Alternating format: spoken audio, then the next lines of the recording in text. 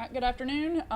Statesmen are entering league play this weekend against Florida Tech. The Statesmen are 2-0 all time against the Panthers. Kickoff is set for 6 p.m. at Parker Field, McCool Stadium. Delta State remains at number 5 in the AFCA polls this week after a 40-0 shutout of Albany State. The first D2 shutout since 2006. A lot of other things going on this weekend. The dedication of Harvey Stadium and the unveiling of the Boo Ferris statue will take place at 2 o'clock that afternoon, and women's cross country also hosts a cross country meet at 8 o'clock that morning, and then obviously kickoff at 6 p.m. Delta State versus Florida Tech at 6 p.m. Coach Cooley will begin with an opening statement, and then we'll open the floor up for questions. Everybody's doing well. Thanks for coming. I'm very pleased with. Felt like we played really solid football game on Saturday. Probably the best overall game we've played this season. Thought our defense played extremely well. We've got guys stepping up. We seem to be getting better each week, and I hope that trend continues against a tough Florida Tech opponent that's coming in here on Saturday night. Dangerous football team we're about to play. Very, very good, wide open on offense. Put up 48 points the other night at North Alabama, which is a tough place to score points at, and had many chances to win the game. This team is 1-3 right now, and they're a few plays away from being 4-0. So they are very, very dangerous. They've played in big games. So we've got our work cut out for us, and we're going to have hopefully a great week of preparation because we're going to need every bit of it to beat this bunch. So with that being said, I'll take any questions. Coach, you just mentioned Florida Tech being kind of dangerous offensive. That's what we're talking about. What are some of the things they do offensively? Well, it all starts with their quarterback, Mark Cato, who was voted preseason all-conference before his sophomore season. He throws the ball extremely well. He can run the ball. He's a good athlete. They've got some playmakers on the offensive side of the ball. They've got probably two of the best tight ends that we'll face all year. They do a good job of getting those guys the football. They spread you out. They get empty. A lot of formations, a lot of motions. Coach Englehart and his offensive staff, they do a great job of getting you in mismatches. Very good up front. I think those guys understand how to play with each other. And I think they're improved a lot on that up front than they were a year ago. And I think they're just as dangerous defensively. I think their front seven has done a remarkable job, and they just happen to play against a great offense. So like North Alabama's great on offense, and North Alabama's got a quarterback that's been a starter for 4 years now, I think, and that's two-time conference champions up there in Florence, and they went toe-to-toe with them in a shootout and had many chances to win the game. So, and their backs are against the wall. They don't want to start out the conference season 0-2, so they're going to come in here and they're going to be prepared like they always are. And we last year down there was a tough game. We just kind of got on a roll in the second half, and that was the difference. But this is going to be the toughest football team we've played, without a doubt in my mind. How important is it that you're opening conference at home? I think it's huge. I think it's always great to open the season at home and open conference at home. We've had a lot of success at our home stadium, and hopefully that will continue this weekend. Coach, was Saturday your best defensive performance that you've seen since you've been here? It was pretty good. I thought we played. I don't know if it was the best, even though it was a shutout. I thought we played extremely well last year at West Alabama and 2 years ago at North Alabama. I thought were two of our good performances, but they played really, really well yesterday. Saturday, I should say. Played extremely well, and they just seemed to keep getting better. And I felt like we got better offensively as well. You take away 3 football plays, and I thought we played our best game on that side of the ball as well. But our defense, they stepped up, and they answered the bell, and we challenged them, and they accepted the challenge. Is there an individual that it's owed to? What are you sort of seeing that's making? It's just everybody. I think we've got a mature football team right now. We've got some guys that have been 3-year starters. I talked about it with a couple of guys just last night. Our team right now, each and every week, comes in trying to get better and correct mistakes. And as long as we continue to do that, we will have a chance to continue to be successful.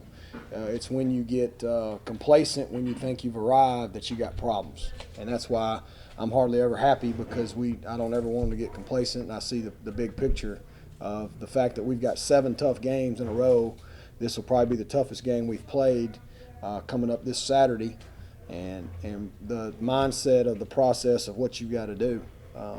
And what we got to do today is we got to win today. We got to win Monday, and then we got to worry about winning tomorrow, which is Tuesday, and hopefully we can win Monday, Tuesday, Wednesday, Thursday, Friday, and that helps you win on Saturday. So that's not coach speak. That's kind of the way we try to go about things. And that's, so far to this point, our team has been able to do that. Hopefully they'll continue to do that. Coach, it's a fast tempo team. Obviously, teams are going to try to slow you down. We saw that last week at Albany State trying to run the football. Mm-hmm. You look at Sullivan in particular. Obviously, his second year at the helm, but Third. Third, excuse me. Yeah, 2.5 basically. Well, it is the rookie report, right?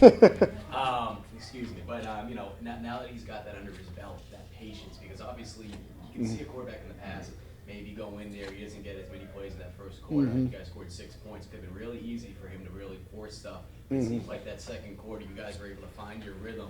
He wasn't forcing things. I mean, you just talk about his patience as a quarterback, and I'm sure teams are going to try to do that to you guys. Oh, there's no doubt. There's no doubt. The thing, that's a great question. The thing that we all have to understand and that we've understand is, I mean, you've seen it in games here with our offense where it's just like you said, you're getting frustrated because you go 3 and out, or maybe you turn the ball over, and our defense is playing their tails off, but the other team's trying to take the clock and all that stuff.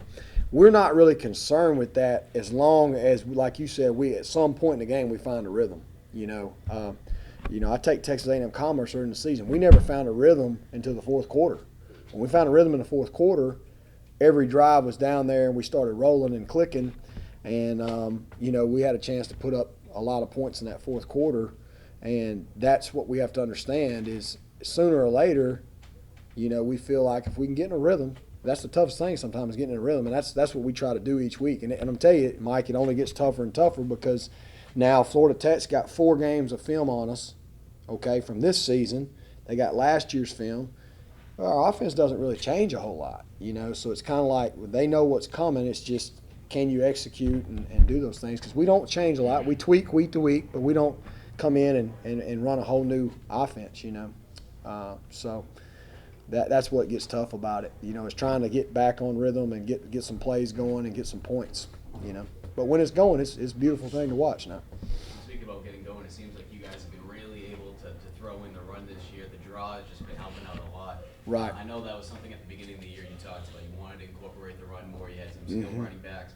Just talk about how you guys have been able to use. Well, I think we've been patient. I think Coach Williams has done a great job bringing along some inexperienced linemen and kind of getting them to jail. And then the biggest thing that we talked about a week ago, and we talked about it, in depth on our radio show, was our goal last week was to be able to run versus fronts and defenses that were allowing us to run. And we got some of those matched up last Saturday. So you saw DeJuan and Eddie and some of those guys get some more yards that they normally don't get because we're not asking them to run into some overloaded defenses, so to speak, where the numbers weren't in our favor. And I think, Tyler did a good job in the second half of controlling their outside linebacker. If he was too tight, we would just fake the run and throw the bubble, and Pat got a couple big plays on him. And that's to us, that's run game, but it counts as passing stats. So I think that's helped.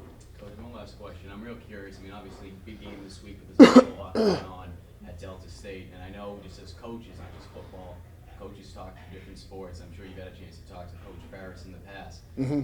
Just some of the conversations you've had in the past, what he means to you, and then, just some of the things you've been able to learn from what he brings, not only to a baseball perspective, but how you've been able to bring that to football. Well, I just his whole obviously he is. When you think about Delta State, it's Coach Ferris comes to mind. I mean, he is Delta State, in my opinion, and everything that Delta State's supposed to be about. And when we talk about being a family, I mean, that you're talking about a guy that still to this day keeps newspaper clippings and remembers guys that played for him and now their children are in the newspaper or something, he'll send them a personalized note to this day. He still does that stuff. And the guy overwhelms me with how he can remember people's names and just doesn't forget people. And he's an unbelievable ambassador for our university, but just showing how he carries himself, and then, being able to talk with Coach Kennison as well. And me and Coach Kennison get into a lot of coaching philosophy discussions. It's awesome to have those type of resources there in your own backyard. Coach Kennison's right around the corner whenever I need to talk about something from a coaching philosophy standpoint. I enjoy those talks. And then, Coach Ferris is always willing to come talk and help. And I love seeing his car drive around. I love seeing him pull up at practice. It just makes you feel good. Coach, two guys that have kind of really picked up their play but haven't made as much maybe news so far this year. One's our punter. Yes. So he leads the Gulf South Conference in punting, and really in a couple of games he was key at Texas A&M. He was. Flipping the field a couple of times. Did that last weekend against Albany State. And Ladarian Robinson seems to really be coming into his own as a linebacker. He is. D-Rob Ladarian is start with him, is a guy that's came in as a strong safety. He was a little too big for that. Move him inside to Blacker, then we finally move him inside to Mike, and he's just kind of coming into his own. He understands the defense.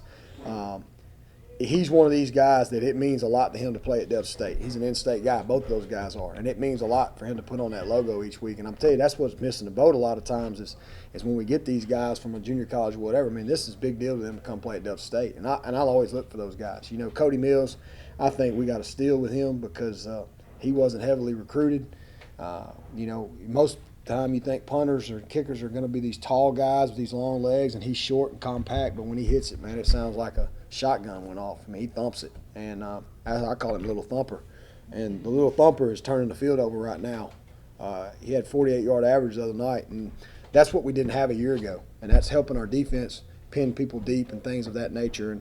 And I think that, one of the biggest improvements is we're seeing it in spurts, is our special teams are starting to get a lot better, and we're having more guys get bought into that.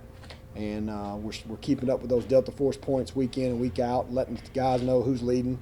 And that's become a big deal on our campus right now for our football family. So hopefully we'll continue to do that, get better at it. Coach, you talked about a little bit of the game last year. Kind of a tight, compact game, and you guys came out in the second half. Is there anything you used from that game, kind of take away, kind of teach on this week, your team? Well, I just think that when you've been in tough games and you were able to come out on top, I think you can always take something from it.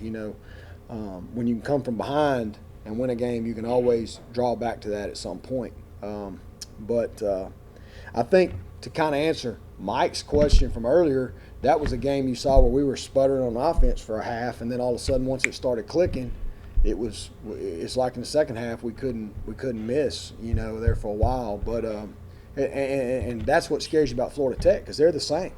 They're the same on offense. They can be sputtering for a second, then all of a sudden, boom, here they come, boom, boom, boom. North Alabama had them down the other night, 13, all of a sudden, boom, they're back tied. I mean, they can score quickly. And that's why I think it's going to be a fun football game for everybody to watch. It's going to be nerve-wracking on me, obviously, but they're good, and this is going to be a tough one Saturday night. Should be a lot of fun.